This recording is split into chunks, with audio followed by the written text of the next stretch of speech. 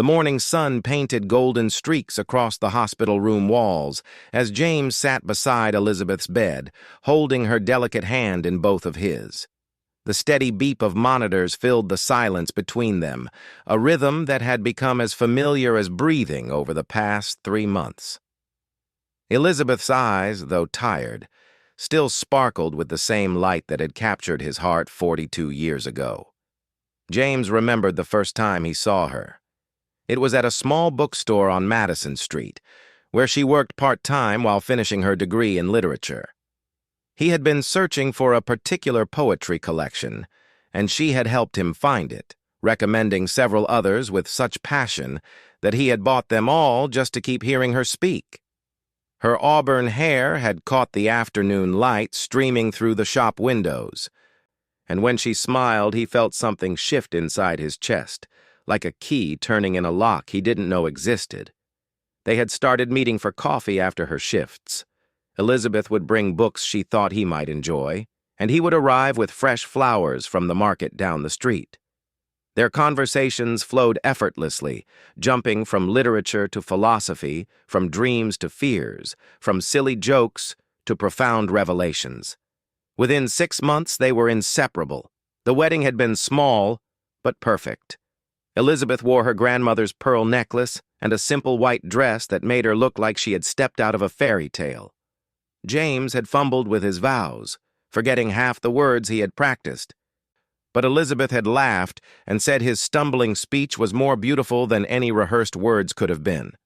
They had danced to "The Way You Look Tonight" as their friends and family watched with misty eyes. Their life together had been a tapestry woven with ordinary moments that somehow became extraordinary because they shared them. Saturday mornings spent reading newspapers in bed, Elizabeth's feet tucked under his legs for warmth. Evening walks through the neighborhood, naming all the dogs they met and making up stories about their owners. Cooking disasters that ended with them laughing on the kitchen floor, ordering takeout instead. The way she hummed while gardening, how he always left notes in her lunch bag when she returned to teaching after summer breaks. They had weathered storms together, too. The year of unemployment when the factory closed, and James felt like he had failed her. Elizabeth had held him through sleepless nights, reminding him that his worth wasn't measured in paychecks. The miscarriages that had broken their hearts, each loss grieved together, each hope rebuilt side by side. The diagnosis that had changed everything 3 years ago, turning their golden years into a battle against time. Elizabeth stirred slightly, her fingers tightening around his. "Tell me about the garden," she whispered, her voice soft but clear. James smiled, though his eyes burned with unshed tears. "The roses are blooming beautifully. The pink ones you planted last spring have taken over the entire south wall. Mrs. Henderson asked for cuttings again." He paused, stroking her hand gently. "The tomatoes are coming in too. Remember how you insisted on planting 15 plants even though I said it was too many?" "Never too many tomatoes," Elizabeth murmured, a ghost of her old stubbornness flashing across her face. "You'll have to make sauce. Promise me you'll make sauce." "I promise," James said, his voice catching. "I'll use your mother's recipe." They sat in comfortable silence for a while, the weight of unspoken words heavy between them. Outside the window, life continued its relentless march. Cars passed on the street below. A bird sang from somewhere nearby. The world spun on, indifferent to the profound moment unfolding in room 347. Elizabeth's breathing had changed over the past few days, becoming shallower, more labored despite the oxygen tube. The doctors had stopped talking about treatment options and started talking about comfort measures. James had stopped asking when she could come home and started bringing home to her instead photos from their travels, her favorite quilt, the small ceramic bird she kept on the kitchen windowsill. "Do you remember Paris?" Elizabeth asked suddenly, her eyes focusing on something beyond the hospital walls. "Every moment," James replied. It had been their 25th anniversary trip, saved for over years of careful budgeting. Elizabeth had cried when she saw the Eiffel Tower lit up at night, overwhelmed by the beauty and the realization of a lifelong dream. They had eaten too many pastries, walked until their feet ached, and kissed on every bridge they crossed. "You tried to speak French to the waiter," Elizabeth said, a small laugh escaping her lips. "You ordered us 2 plates of butter instead of steak." The waiter was very polite about it, James defended himself, grateful for the moment of lightness. He only laughed for 5 minutes. 10, Elizabeth corrected, and he told every other waiter in the restaurant. They had become celebrities in that small bistro, the American couple who had ordered butter for dinner. The chef had come out personally to ensure they got their actual meal, and they had ended up sharing wine with the staff until the early morning hours, communicating through gestures and broken phrases, united by laughter and the universal language of joy. The nurse entered quietly, checking monitors and adjusting tubes with practiced efficiency. She had been there through many of these moments, had learned when to speak and when to simply be a gentle presence. Today, she met James's eyes with understanding and squeezed his shoulder before leaving them alone again. Elizabeth's energy seemed to ebb and flow like tides. Sometimes she would be fully present, her mind sharp and clear. Other times, she would drift away, lost in memories or dreams. James had learned to treasure the lucid moments while accepting the quiet ones, finding comfort in simply being near her. "I need to tell you something," Elizabeth said, her voice stronger suddenly, urgent. "I need you to understand." James leaned closer, his heart racing. "I'm listening, my love. These years with you," she paused, gathering strength. "They haven't been just good. They've been everything. Every morning I woke up next to you, I chose you all over again. Every night I fell asleep beside you, I was grateful. You need to know that. You need to know that loving you has been the greatest privilege of my life." Tears flowed freely down James's cheeks now. "Elizabeth, Let me finish," she interrupted gently. "I've been thinking about what I want to leave behind, what legacy means when you're running out of time. And I realized it's not things or achievements or any of that. It's the love we've shared. It's the way you made me laugh when I wanted to cry. It's how you never let me give up on my dreams, even when they seemed impossible. It's the million small kindnesses that built our life together." She paused to catch her breath, and James kissed her forehead tenderly. "You've given me more than I ever deserved," he whispered. "No," Elizabeth said firmly. "We gave each other exactly what we needed. We were partners, James, true partners, in joy and sorrow, in sickness and health, just like we promised." The afternoon shadows grew longer, stretching across the room like gentle fingers. James had always loved this time of day, the golden hour when the world seemed softer, more forgiving. Elizabeth called it the magic hour, when ordinary things became beautiful in the dying light. They talked about their children then. Sarah, who lived across the country with her own family, trying to balance work and flights back to see her mother. Michael, stationed overseas, who called every day despite the time difference, his voice thick with emotion across the digital connection. Elizabeth had made James promise to look after them, to ensure they didn't lose themselves in grief, to remind them that life was meant to be lived fully. "Sarah needs to know it's okay to pursue her art," Elizabeth said. "She's been putting it off, saying it's not practical. But life is too short for just practical. And Michael, tell him I said he needs to open his heart again.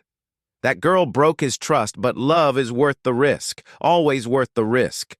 James nodded, filing away each instruction, each piece of motherly wisdom to be delivered when the time was right. He had become the keeper of her final wishes, the guardian of messages meant to comfort and guide after she was gone. The sun was setting now, painting the sky in shades of pink and orange that reminded James of the roses in their garden. Elizabeth had always said sunset colors were nature's way of showing off, a daily masterpiece that most people forgot to notice. "I'm tired, James," Elizabeth said softly, and he heard layers of meaning in those simple words. Tired of fighting. Tired of the pain. Tired of watching him suffer alongside her. "I know, sweetheart," he replied, his voice steady despite the storm in his chest. "It's okay to rest." She smiled then, a real smile that reached her eyes and made her look decades younger. "You'll be all right," she said, and it wasn't a question. "You're stronger than you know, and you have so much love left to give. Don't waste it. Don't close yourself off, promise me." "I promise," James said, though he couldn't imagine his heart having room for anything but the aching loss that was already beginning to settle in his bones. They spent the remaining daylight hours in gentle conversation, revisiting favorite memories like old friends. The camping trip where it rained for 3 days straight, and they had played cards in the tent until they were sick of every game they knew. The surprise party Elizabeth had thrown for his 50th birthday, somehow keeping it secret despite his usual ability to guess every surprise. The day they had adopted their rescue dog, Buddy, who had chosen them by refusing to leave James's lap at the shelter. As darkness fell outside, Elizabeth's breathing became more irregular. The spaces between words grew longer, but her hand remained firmly clasped in his, a lifeline connecting them across the growing distance. "James," she whispered, and he had to lean close to hear her. "The music box, in my jewelry drawer. Give it to Sarah. Tell her it plays our song." He remembered the music box, a delicate thing with a dancing couple that spun to "The Way You Look Tonight." Elizabeth had treasured it, winding it up on difficult days, letting the tinny melody fill their bedroom with memories of their wedding dance. "I will," he promised. "She'll love it." Elizabeth's eyes fluttered closed, but she wasn't sleeping. James could tell by the way her thumb still moved against his hand, tiny movements that said, "I'm here. I love you. I'm not ready, but I have to go." The night shift nurse came in, her presence even gentler than the day nurse, as if she understood that darkness required a softer touch. She checked vitals without disturbing the sacred space around the bed, then dimmed the lights to a warm glow. "Can I get you anything, Mr. James?" she asked quietly. "No, thank you," he replied. "We have everything we need." And it was true. In this small room, with its antiseptic smell and mechanical sounds, they had created a bubble of love so complete that nothing else mattered. The outside world, with all its demands and distractions, had faded away. There was only James and Elizabeth, 42 years of marriage distilled into these precious hours. Elizabeth opened her eyes once more, finding his face in the dim light. "Thank you," she whispered, "for all of it, every day. Thank you." "Thank you for choosing me," James replied, his voice thick with emotion. "Thank you for building this beautiful life with me. Thank you for being my best friend, my lover, my partner, my everything." She smiled again, that radiant smile that had first captured his heart in a dusty bookstore so many years ago. "It was easy," she said. "Loving you was the easiest thing I ever did." As the clock moved toward midnight, James held Elizabeth's hand and talked softly about their plans for the future. The trip to Alaska they had postponed, the grandchildren they hoped to see graduate, the garden that would bloom again in spring. He painted pictures with words, creating a tomorrow they both knew she wouldn't see, but that somehow felt real in the telling. Elizabeth's responses grew quieter, her presence softer, like a candle flame flickering in a gentle breeze. But she was still there, still his Elizabeth, still the woman who had chosen him every day for more than 4 decades. The monitors continued their steady rhythm, marking time in heartbeats and breaths. James watched her face, memorizing every line, every freckle, every sign of their years together. He saw the young woman who had recommended poetry to a shy customer. He saw the radiant bride who had laughed at his bungled vows. He saw the mother who had sung lullabies to their children. He saw the grandmother who had taught Sarah to bake and Michael to tie fishing flies. He saw his partner, his best friend, his beloved wife. "I'll find you," he whispered, pressing his lips to her forehead. "Wherever you're going, I'll find you when it's my time. Wait for me." Elizabeth's eyes fluttered open one last time, finding his with effort but with purpose. "Always," she breathed, the word barely audible but carrying the weight of every promise they had ever made. And in that moment, in the space between one heartbeat and the next, James felt their entire life together crystallize into something eternal. Every shared laugh, every tear wiped away, every ordinary Tuesday and special Christmas, every fight and reconciliation, every "I love you" spoken and unspoken, it all merged into a love so profound that death itself seemed small in comparison. The night stretched on, and James kept vigil, holding Elizabeth's hand and surrounding her with the warmth of his presence. He told her about the first time he knew he loved her, how she had been reading to a group of children at the library, and he had seen their faces light up with wonder at her voice. He reminded her of the day they bought their house, how she had cried when they got the keys because she had never believed they could own something so wonderful. He spoke of quiet Sunday mornings and busy Thursday nights, of shared dreams and private jokes, of the 1,000 ways she had made him a better man. As dawn approached, painting the sky in soft pastels, Elizabeth's breathing changed again. The nurse, who had been checking periodically through the night, met James's eyes with gentle understanding. "Should I call Sarah and Michael?" she asked softly. James nodded, not trusting his voice. The nurse made the calls while he focused entirely on Elizabeth, on being present for every remaining second. "The kids are on their way," he told Elizabeth, smoothing her hair back from her forehead. "Sarah's catching the first flight. Michael's commander is arranging emergency leave. They'll be here soon." A tiny smile crossed Elizabeth's lips. "My babies," she whispered. "Tell them. Proud.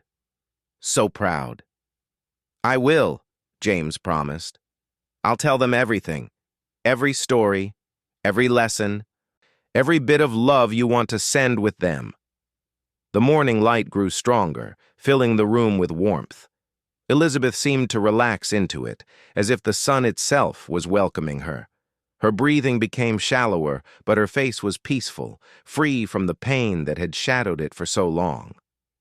"It's beautiful," she said suddenly, her voice clear but distant. "James, it's so beautiful." "What do you see, my love?" he asked, tears streaming down his face. "Home," she replied. "I see home." And James understood. Not their house with its rose garden and tomato plants. Not any physical place, but the home they had built in each other's hearts. The home that transcended walls and time, that existed wherever they were together. "Go home, sweetheart," he whispered, kissing her hand. "I'll be along when I can. Save my place." Elizabeth's eyes met his one final time, 42 years of love condensed into a single look. Then, with a soft sigh that sounded almost like contentment, she closed them. The monitors continued for a moment longer, then fell silent. The nurse entered quietly, checking with professional gentleness before meeting James's eyes with compassion. "She's gone," the nurse said softly, though they both already knew. James nodded, still holding Elizabeth's hand, still feeling the warmth that lingered there. "No," he said quietly. "She's home." He sat with her as the sun climbed higher, bathing the room in golden light. He held her hand and told her about the garden again, about the roses and tomatoes, about the life that would continue to bloom because she had planted the seeds. He thanked her for every gift she had given him, every lesson she had taught him, every moment of joy she had brought to his life. When Sarah burst through the door an hour later, her face streaked with tears from the flight spent knowing she was racing against time, James was ready. He pulled his daughter into his arms and held her as she sobbed, whispering Elizabeth's final messages of love and pride. When Michael arrived 3 hours after that, still in uniform, his strong soldier's composure cracking at the sight of his mother's peaceful face, James was there to catch him too. Together, the three of them sat with Elizabeth, sharing stories and tears, laughter and heartbreak. They held each other and held her memory, beginning the process of learning how to carry love forward without its source. As the day wore on and arrangements had to be made, James found himself thinking about Elizabeth's roses. They would need watering. The tomatoes would need picking. Life, in all its persistent beauty, would continue to demand attention. And he would give it, because that's what Elizabeth would want. He would make sauce from the tomatoes using her mother's recipe. He would share cuttings from the roses with Mrs. Henderson. He would wind up the music box for Sarah and tell Michael it was okay to risk his heart again. He would live, not just exist, because Elizabeth had shown him how. He would carry their love forward like a torch, lighting the way through whatever darkness lay ahead. He would honor her by embracing each day, by finding beauty in small moments, by loving deeply despite the pain of loss. The sun was setting again by the time they were ready to leave the hospital. As James paused in the doorway of room 347, taking one last look at the space where his life had changed forever, he heard Elizabeth's voice in his memory. "It was easy. Loving you was the easiest thing I ever did." "Loving you was the easiest thing I ever did too," he whispered to the empty room. "And I'll keep doing it every day until I see you again." Then he turned and walked toward his children, toward the difficult days ahead, toward a life forever changed but not diminished. Because Elizabeth had taught him that love doesn't end with goodbye. It simply transforms, becoming memory and legacy, guideline and guardian angel, the invisible thread that connects what was to what will be. The roses would bloom again, the tomatoes would grow. And somewhere in a garden, tended by aging hands, love would continue to flourish, planted deep and nurtured well, a living testament to two hearts that had chosen each other every day for 42 years, and would continue choosing each other beyond the boundaries of time itself. The house felt different without Elizabeth. James stood in the doorway of their home, Sarah's hand on his shoulder, Michael carrying bags behind them. The familiar walls seemed to echo with absence, each room holding its breath as if waiting for her to walk through the door, apologizing for being late, laughing about some mishap at the hospital. But she wouldn't come. The knowledge sat heavy in James's chest, a weight that made breathing feel like work. Everything was exactly as they had left it 3 days ago when the ambulance had come. Elizabeth's coffee cup still sat by the sink, lipstick mark on the rim. Her reading glasses lay folded on the side table next to her chair. The bookmark in her latest novel marked page 237, a place she would never return to. "Dad," Sarah said softly, "why don't you sit down? Michael and I will take care of things." But James shook his head. He needed to move, needed to do something with his hands before the stillness swallowed him whole. "The garden," he said. "I need to check the garden." He walked through the house like a ghost, muscle memory guiding him to the back door. The garden exploded with life in the afternoon sun, ignorant of the loss that had shattered their world. The roses climbed their trellis in glorious abundance, pink and red and white. The tomato plants sagged under the weight of ripe fruit. Everything Elizabeth had planted, everything she had nurtured, continued to grow without her. James sank to his knees between the tomato rows, his hands finding the earth she had worked just weeks ago. The soil was warm from the sun, rich and dark, ready to give life to whatever was planted there. He thought of Elizabeth's hands in this same dirt, carefully tending seedlings, whispering encouragement to struggling plants.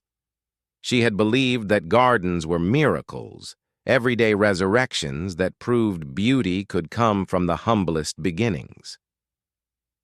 "Mr. Davidson?"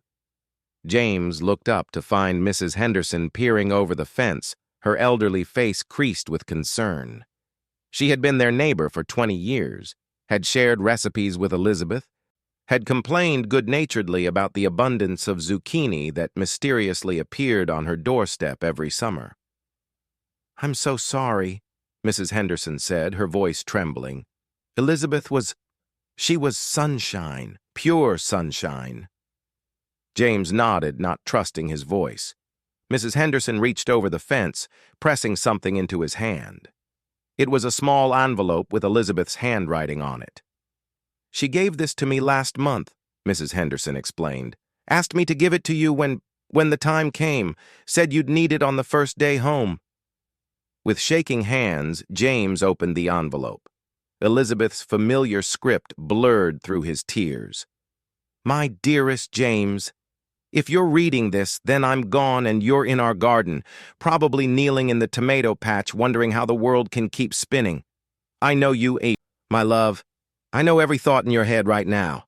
Please don't forget to water the roses. They'll need extra attention in this heat. The tomatoes are ready for harvesting. There's a box of canning jars in the basement, labeled and ready.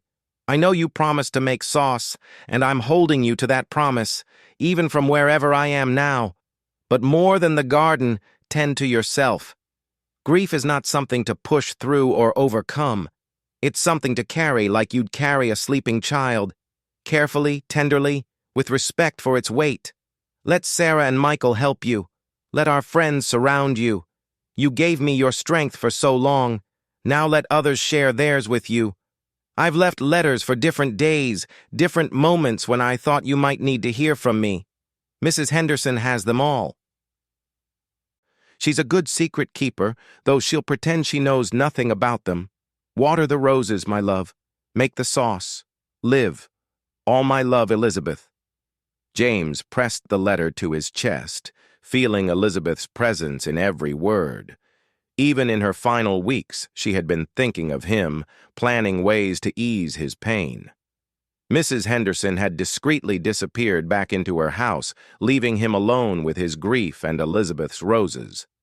Sarah found him there an hour later, surrounded by picked tomatoes, dirt under his fingernails, tear tracks dried on his cheeks.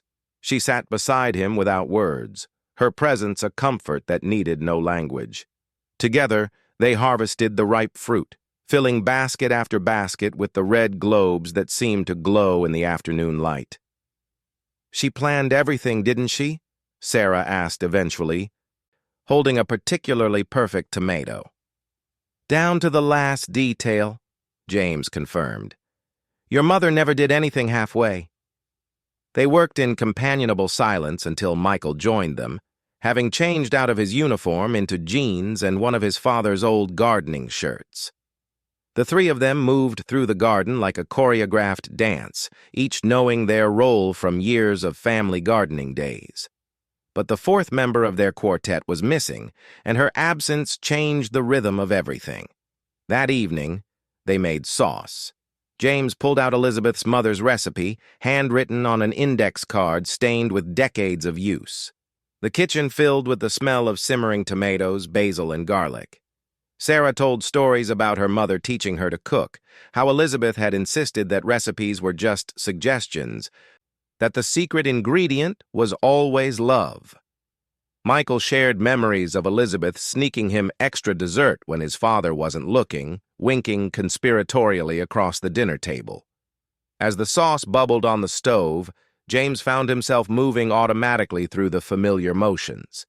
How many times had he watched Elizabeth do this exact thing? How many August evenings had they spent side by side, turning their garden's bounty into jars of summer to sustain them through winter? "Dad," Michael said quietly, stirring the pot. "How did you do it? At the hospital you were so strong. I fell apart, but you held it together." James considered the question. thinking about those final hours, the sacred space they had created in room 347. "I wasn't strong," he said finally. "I was just present." "Your mother needed me to be present, not strong. There's a difference." The funeral planning consumed the next days. Elizabeth, true to form, had left detailed instructions. She wanted a celebration, not a dirge. She wanted her favorite flowers, not formal arrangements. She wanted stories and laughter mixed with the tears. She wanted the service to be held in the evening so it could end with a sunset, nature's daily masterpiece, as she called it. James moved through the preparations in a fog, grateful for Sarah and Michael's presence, for their handling of details he couldn't quite grasp. Time seemed to move differently now, speeding up and slowing down without warning. He would lose hours staring at Elizabeth's empty chair, then suddenly find himself rushing, panicked that he was late for something, though he couldn't say what. The night before the funeral, he couldn't sleep. The bed felt vast and cold without Elizabeth beside him. He had slept alone during her hospital stays, but this was different. This wasn't temporary. This was the new shape of his life, and it felt wrong in ways he couldn't articulate. He wandered the house like a ghost, touching objects Elizabeth had touched, trying to feel her in the things she had loved. Her library, where books lined every wall, organized by some system only she understood. The breakfast nook where she did crossword puzzles every Sunday, chewing her pencil when stuck on a clue. The living room where they had danced on random Tuesday nights, pushing furniture aside when a favorite song came on the radio. In her craft room, he found a half-finished quilt, her needle still threaded, waiting for hands that would never return. He traced the pattern she had been creating. Birds in flight, their wings spread wide against a sunset sky. Always sunsets with Elizabeth. Always the beauty of endings. He must have dozed in her chair because Sarah found him there as dawn broke, the unfinished quilt spread across his lap. "Oh, Dad," she said softly, kneeling beside him. "She was making this for the Hendersons' new grandchild," James explained, his voice hoarse. "She wanted to finish it before—" "We'll finish it," Sarah said firmly. "Mom taught me to quilt, remember? We'll finish it together."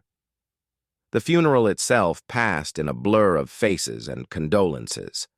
The church was packed, testament to the lives Elizabeth had touched. Her fellow teachers came, sharing stories of her patience and creativity. Former students, now adults with children of their own, spoke of how Mrs. Davidson had changed their lives with her belief in their potential.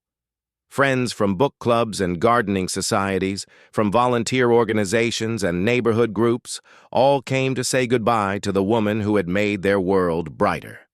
James sat in the front row between his children, feeling simultaneously surrounded by love and utterly alone. The sunset service Elizabeth had wanted painted the church in warm gold light, as person after person stood to share memories. Laughter mixed with tears as stories emerged. Elizabeth getting her car stuck in a snowbank but turning it into an impromptu neighborhood party. Elizabeth organizing midnight missions to leave anonymous care packages for struggling families. Elizabeth facing down the school board to defend a controversial but important book. When it came time for James to speak, he almost couldn't rise. But Sarah squeezed his hand. Michael steadied his elbow, and somehow he found himself at the podium, looking out at all these people who had loved his wife. "Elizabeth," he began, his voice stronger than he'd expected, "would have loved this. All of you here, sharing stories, laughing and crying together. She believed that love multiplied when shared, that grief divided when carried together." He talked about their 42 years, about the bookstore meeting that changed his life, about the woman who had chosen him every day.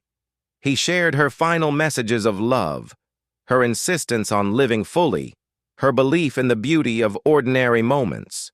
He ended by reading her favorite poem, the one she had recommended to him that first day in the bookstore, the one that had started everything.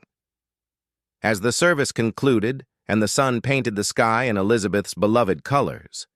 James felt something shift inside him. The pain was still there, would always be there, but alongside it was something else. Gratitude. Profound, overwhelming gratitude for the years they'd had, for the love they'd shared, for the woman who had taught him how to truly live. The reception was held in their backyard, among Elizabeth's roses and under strings of lights Michael had spent the afternoon hanging. People wandered through the garden, admiring the flowers, sharing more stories, eating food prepared by loving hands. James moved through it all like he was underwater, sounds muffled, movement slow. But he was present, just as he had been in the hospital. Present for this final gift to Elizabeth, this gathering of love she had orchestrated even in absence. As the evening wound down and guests began to leave, Mrs. Henderson approached with another envelope. "Tomorrow," she said simply, pressing it into his hand. "She said to give you this one tomorrow." That night, with Sarah and Michael asleep in their childhood rooms, James sat in the kitchen where hours earlier they had served food to dozens of mourners. The house felt different again. Not empty exactly, but expectant. As if it too was learning how to exist in this new reality. He thought about the letter waiting for tomorrow, about Elizabeth's continued presence through her words. She had known him so well, had anticipated his needs with such precision. Even in dying, she had been taking care of him, teaching him one final lesson about love's persistence. The next morning arrived gray and drizzly, matching James's mood. Sarah made coffee while Michael cooked breakfast, the three of them moving around each other carefully, as if they were all made of glass. The normalcy of morning routines felt both comforting and jarring. How could they be buttering toast in a world without Elizabeth? After breakfast, James opened the second letter. "Good morning, my love. The funeral is over now, and you're probably wondering how to face this first real day of after. I wish I could be there to hold your hand, but since I can't, please know that I'm with you in every way that matters. Today, I want you to do something for me. Go to the bookstore. Yes, our bookstore. It's still there, I checked. Buy a book of poetry, something you've never read before. Then go to the cafe where we had our first coffee date. Order 2 cups, just like always. One for you, one for memory. Life is for the living, James. But that doesn't mean forgetting. It means carrying love forward, letting it guide you to new experiences even as it honors the old ones. There will be hard days. Days when getting out of bed feels impossible. On those days, remember, one breath, one moment, one small act of living at a time. You taught me that during my treatment, and now I'm reminding you, I love you beyond words, beyond time, beyond the boundaries of this life, and into whatever comes next. You're Elizabeth." James folded the letter carefully, adding it to the first one in his wallet. Then he did exactly as she asked. He drove to the bookstore, now modernized but still in the same building. The poetry section had moved, but he found it eventually, running his fingers along the spines until one called to him, a collection by a poet Elizabeth had mentioned wanting to read. At the cafe, he ordered 2 coffees and sat at what might have been their original table. He couldn't be sure after so many years. He placed the second cup across from him and opened the poetry book, reading aloud softly, sharing the words with the empty chair that somehow didn't feel entirely empty. The other patrons probably thought him eccentric, an old man reading poetry to no one. But James didn't care. He was honoring Elizabeth, honoring their beginning in the place where it had started, proving that love could transcend absence. Days turned into weeks, each one bringing its own challenges and small victories. James learned to cook for one, though he often made too much out of habit. He joined a grief support group at Sarah's insistence, finding unexpected comfort in shared sorrow. He kept the garden thriving, talking to the plants the way Elizabeth had, feeling closest to her with his hands in the soil. Mrs. Henderson continued to deliver letters at carefully timed intervals.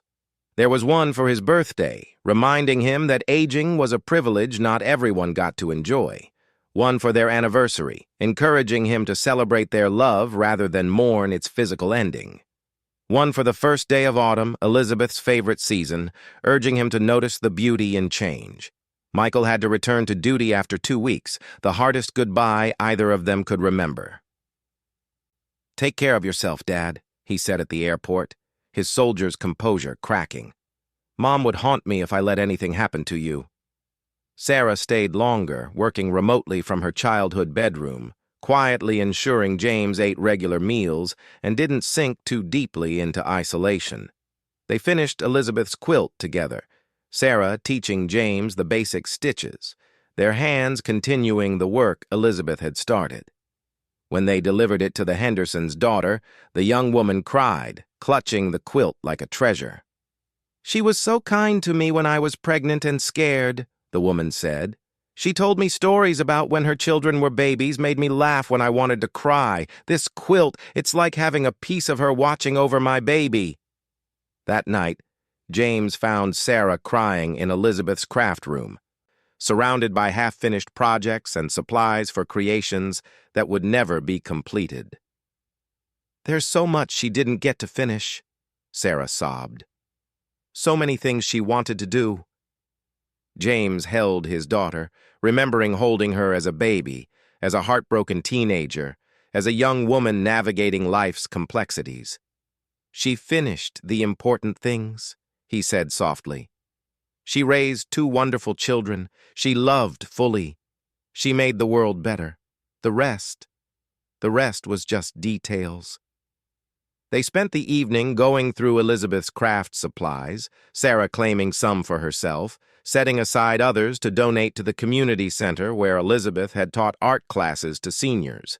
Each item held memories, the watercolors from their trip to Maine, the specialty scissors she had saved for 6 months to buy, the ribbons organized by color in a system that made sense only to her. As autumn progressed, James developed new routines. Morning coffee in the garden, watching the roses begin their slow retreat toward winter dormancy. Afternoons at the community center, helping with the lunch program Elizabeth had volunteered for. Evenings reading, working his way through Elizabeth's library, discovering notes she had written in margins, pressing flowers she had tucked between pages. He started writing, too, letters to Elizabeth that he would never send, telling her about his days, sharing the small moments she would have enjoyed. How Mrs. Henderson had accidentally dyed her hair purple instead of auburn. How the teenage boy down the street had asked James to teach him about gardening to impress a girl. How their favorite restaurant had added a new dessert to the menu that she would have loved. One particularly difficult night, when the loneliness threatened to swallow him whole, James found himself in the garage, staring at the boxes of Christmas decorations. Elizabeth had always insisted on decorating the day after Thanksgiving, transforming their home into a winter wonderland.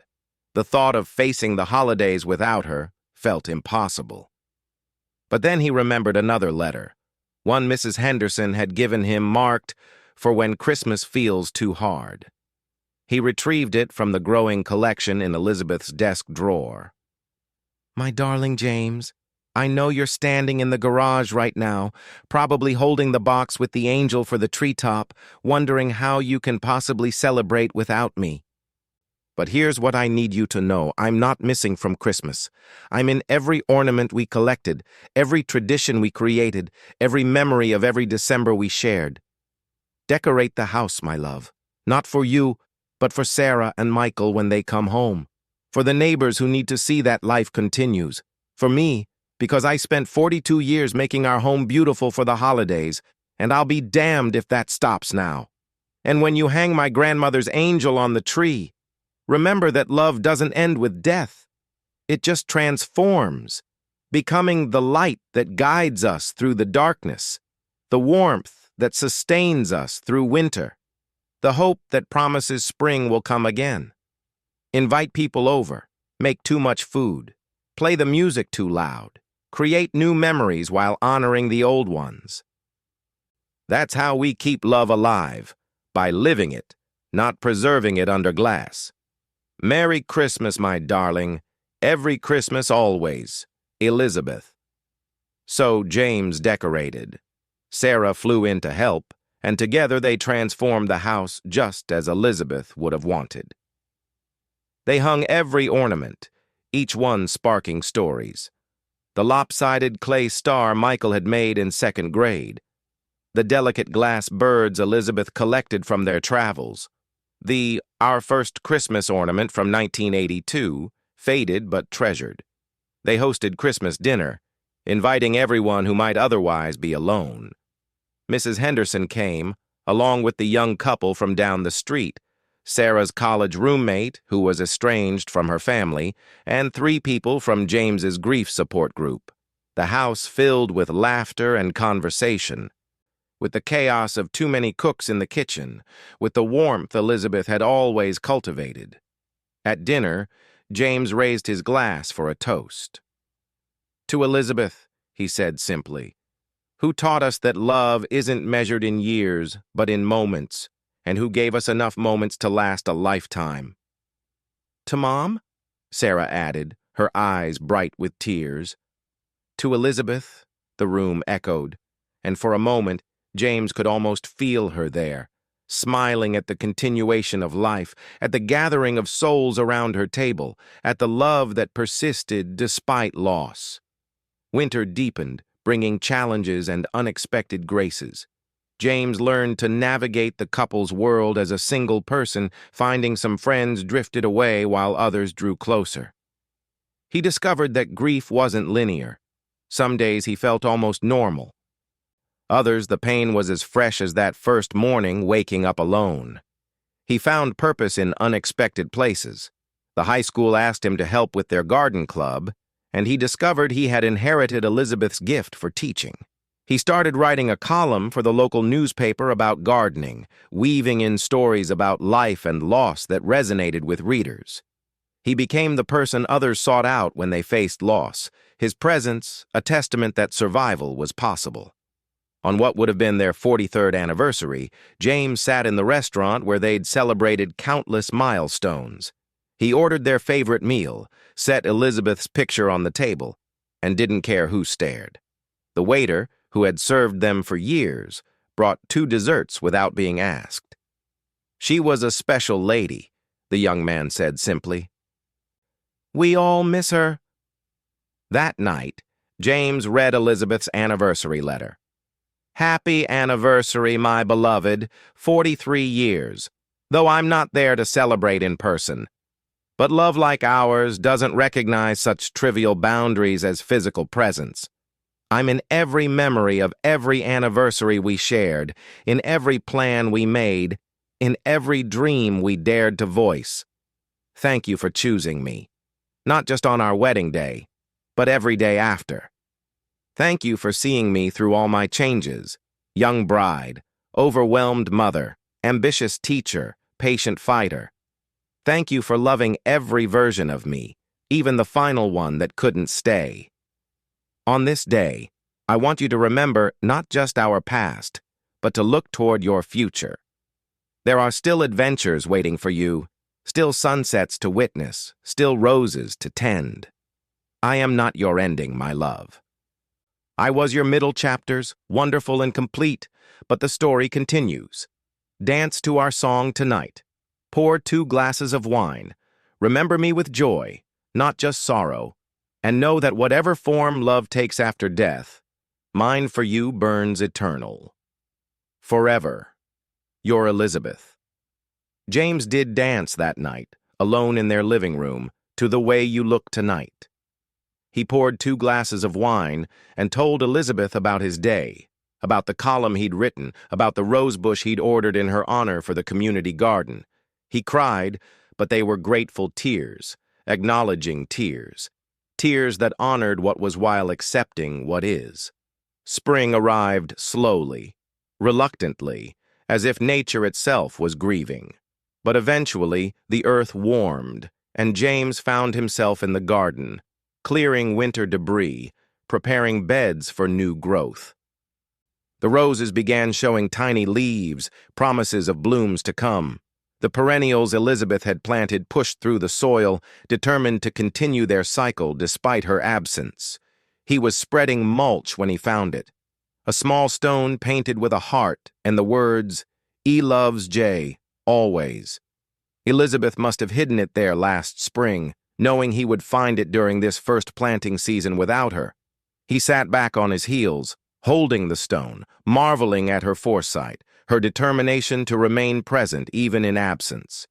That afternoon, Mrs. Henderson brought over what she said was the last letter, marked simply, "For spring." "My dearest James, if you're reading this, then you've made it through winter.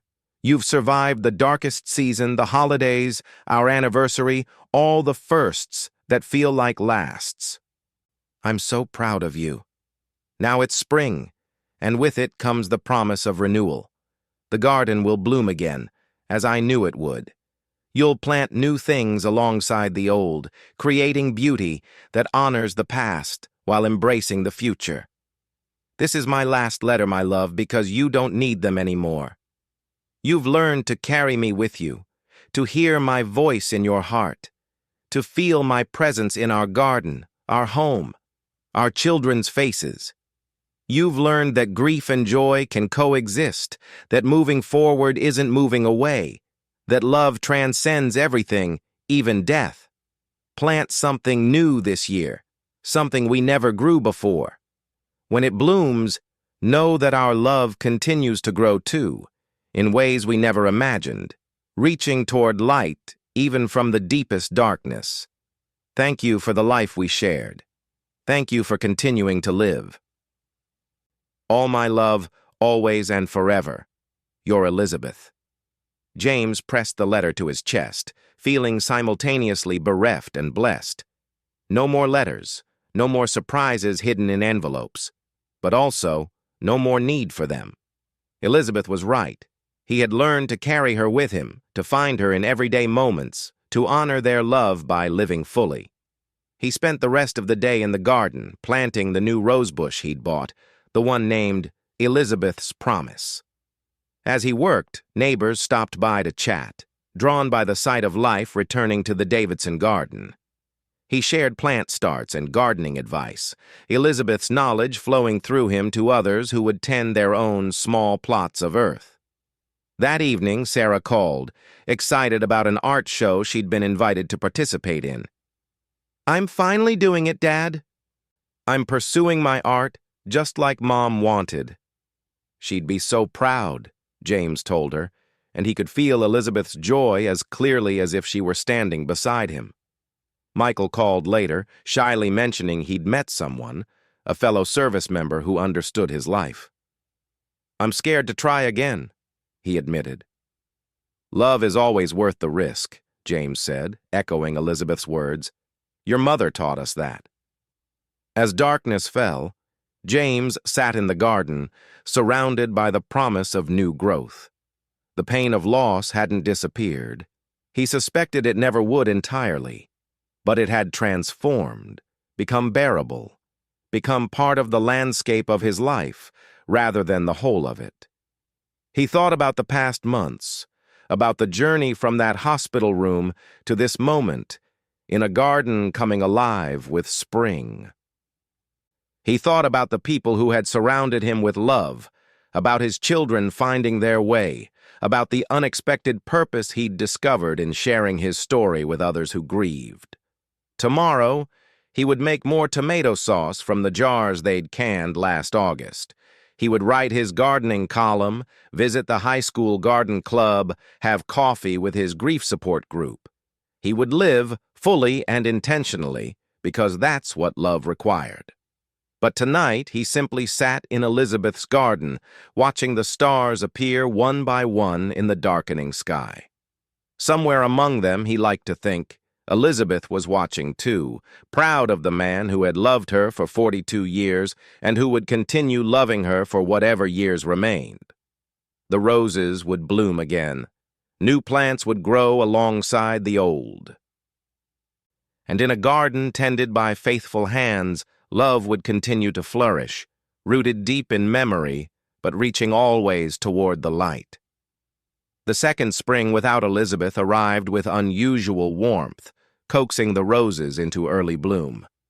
James stood in the garden, surveying the explosion of color with satisfaction and a bittersweet ache that had become as familiar as breathing. The Elizabeth's Promise rosebush he'd planted the previous year had exceeded all expectations, its coral blooms so abundant they seemed to glow in the morning light. "She's a beauty," Mrs. Henderson called over the fence. "Elizabeth would be beside herself." James smiled, remembering how his wife would have rushed inside for her camera, insisting on documenting every angle of the magnificent bush. Now he was the one who carried the camera, sending photos to Sarah and Michael, continuing Elizabeth's tradition of celebrating the garden's victories. 2 years. It seemed both impossibly long and startlingly brief since that morning in room 347. The acute agony had mellowed into something more sustainable, a constant awareness of absence that colored everything but no longer prevented him from seeing other colors too. His phone buzzed with a text from Sarah. "Dad, the gallery wants to feature Mom's portrait in the centerpiece position. Is that okay?" James's throat tightened. Sarah had spent months working on a painting of Elizabeth, captured not in her illness, but in her vitality, surrounded by roses, hands dirty with garden soil, face alight with the joy of creation. It was Elizabeth exactly as she'd want to be remembered. "She'd be honored," he texted back. "We'll be there." The "we" came naturally now. He'd learned to include Elizabeth in present tense when it felt right, carrying her forward as an active presence rather than relegating her to past tense. His grief counselor had called it continuing bonds, but James just called it truth. Death had ended Elizabeth's life, not their relationship. A car pulled into the driveway, the high school garden club arriving for their weekly session. James had officially taken over as advisor this year, discovering a gift for teaching he'd never known he possessed.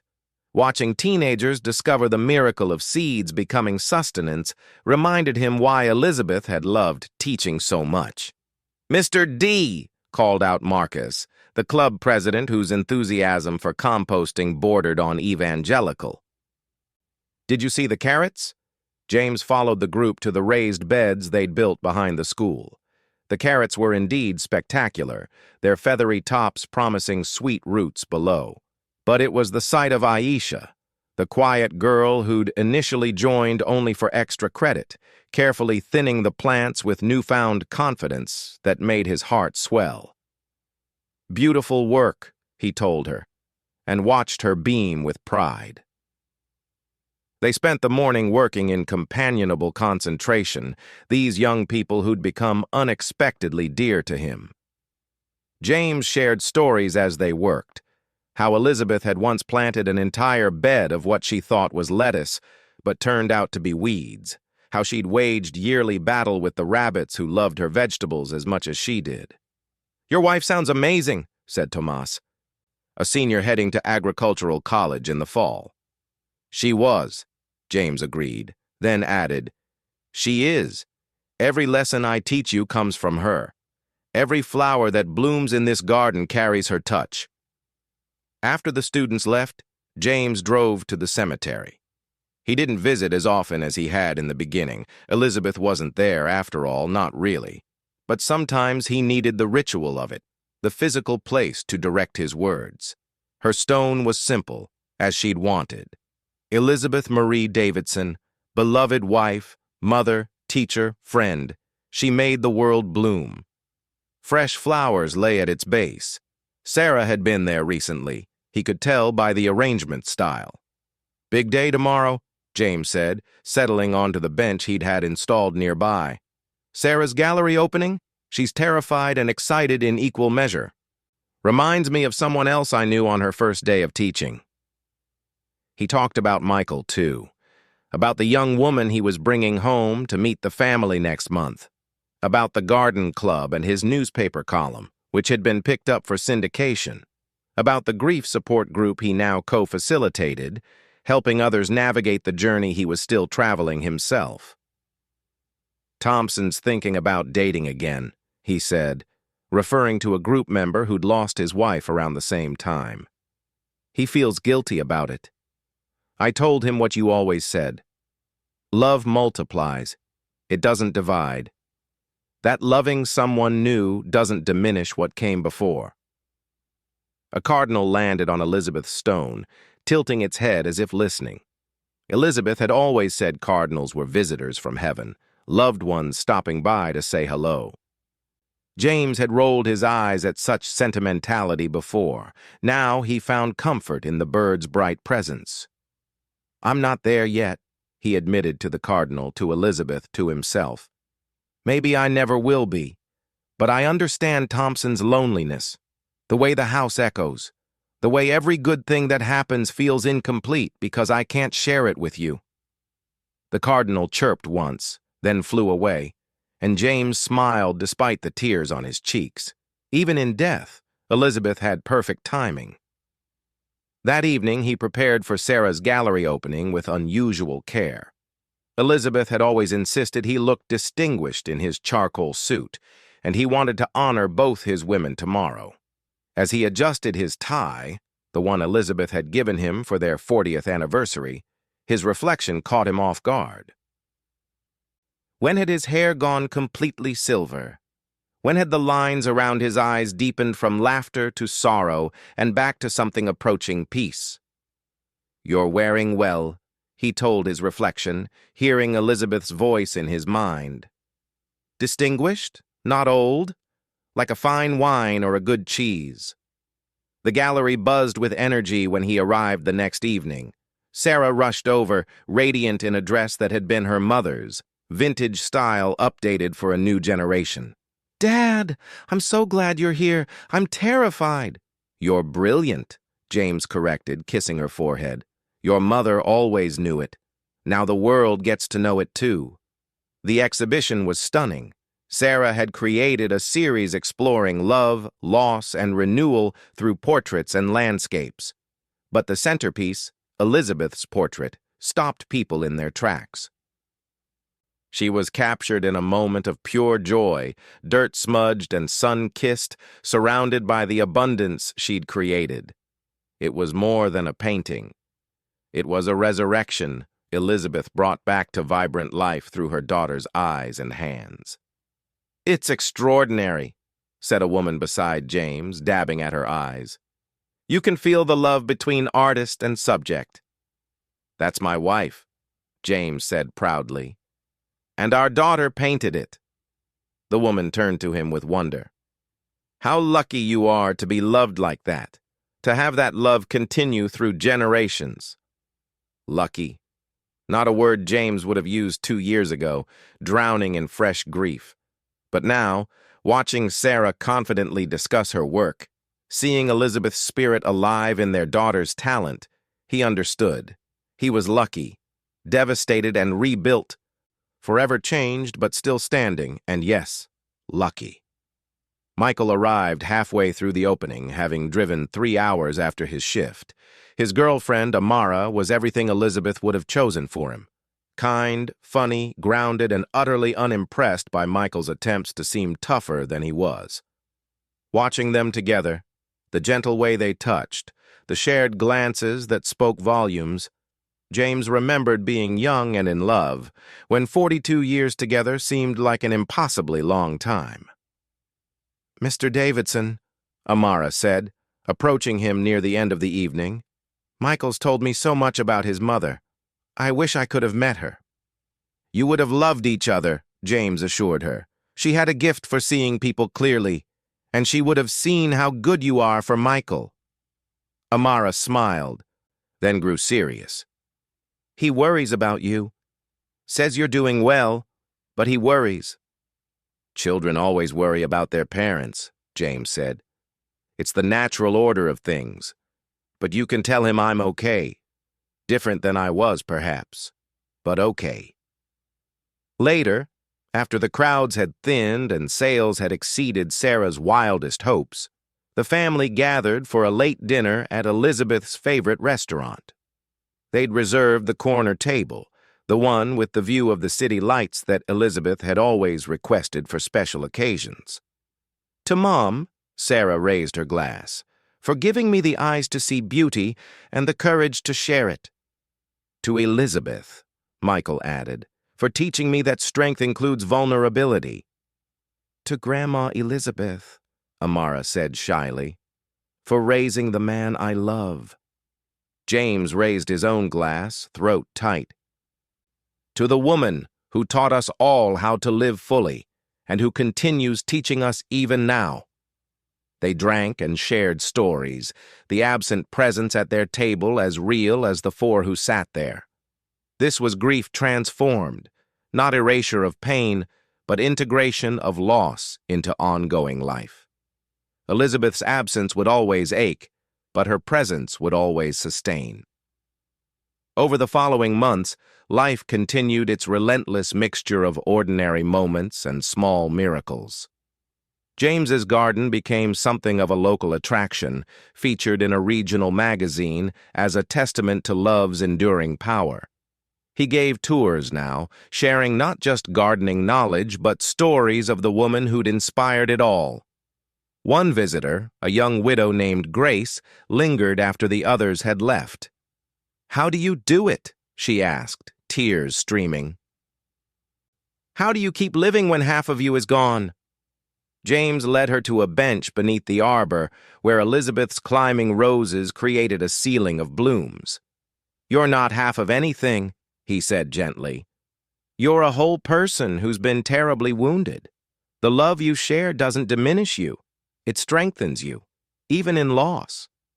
He shared his journey, the letters Elizabeth had left, the support he'd found and given, the slow recognition that honoring Elizabeth meant embracing life, not just enduring it.